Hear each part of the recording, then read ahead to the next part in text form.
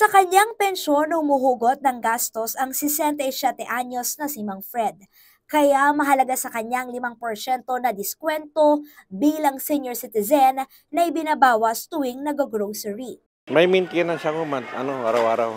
Kaya, Kaya yun, doon na pupunta, minsan yung natitipid ko sa gamot.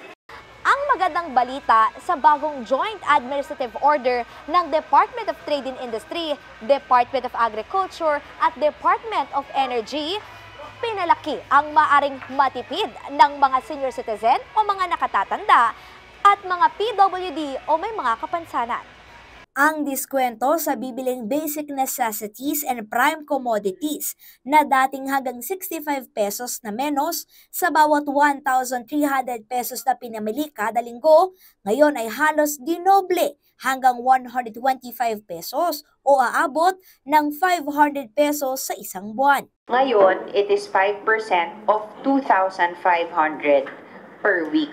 So, halos dumoble siya. Tapos, kailangan 4 na items dun sa listahan natin ng basic necessities and prime commodities. Tandaan din natin, ang applicable na discount, yung for personal and exclusive use and enjoyment ng ating senior. So, yung ma-applyan ng discount, yung gagamitin lang nung senior natin. Good news ito para kay Lola Ellen, 71 years old, at kay Nanay Patricia na bulag ang isang mata. Pambayad ng tubig, kuryente, lalo na ngayon, tumaas na naman ang kuryente. Kaya malaking halaga sa amin yung gano'n na may discount ka. Makakabili na kami ng asukal at saka maintenance ko, number 1 yun. Kailangan madadagdagan.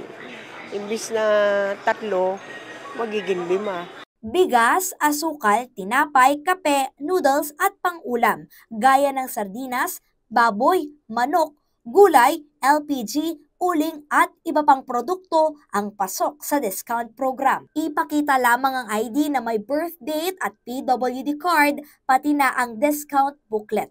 Epektibo ito pati na sa mga online shopping platform at iiral sa Lunes. Paglilinaw ng DTI, hindi katuwiran na itataas ang presyo ng mga paninda ng mga retailer para bawiin ang diskwento sa mga produkto. Kasi dati, wala yung tax deductibility na 5% discount, ang report niyang revenues, 100. Dahil nagbigay siya ng 5% discount, 95 na lang. So, bababa yung amount ng taxable income. Kalezal Pardilla para sa Pambansang TV sa Bagong Pilipinas.